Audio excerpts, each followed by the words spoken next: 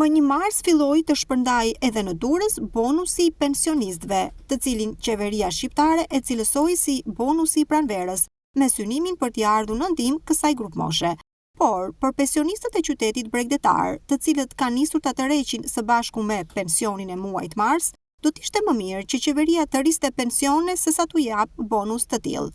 Sipas tyre, është tejet e vështirë të përballojnë jetesën, qoftë edhe me këtë bonus. Ne duam që kështes pensionin e shokim. Që ta kemi muj për muj ka pak. I herën vit nuk na nga kanona e punëve. Kështu që qeverisë mi thonë që po shkrenjtë pensionin nuk keni po të gjohë. Mos u lodhni kot. Kush shkrenjtë pensionin, kush rregullon popullin, atij dhe japim. Pa mjaftuar pensionin.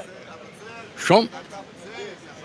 Kështu që ne ilaç 2 herë jam vizitu, hiku pensionin. Vizitu ilaçe, ai që pensionin, s'ka pension më. Kush të mundet, ai qeveritar të na ngreqi pensionin, ne atë duam. Se na në halt më. Ne kemi do të problemet e jetës. Ne I paguajmë të ja tash shtëpie, ja me drita, me ujë, me jonë, me tele kanalizime, nuk kanë gjë pa paguajtur këtu. Edhe as I shërbim s'na bëhet. Jo, nuk është I mjaftueshëm. Nuk del fare. Drita të ujti për të hangër, ilaçe, gjanat, është gjë e kot.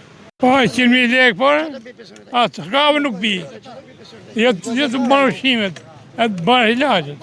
Nuk është ilaç, ujë, drita, ai mjaftueshëm, bonus është, më mirë pak se hiç.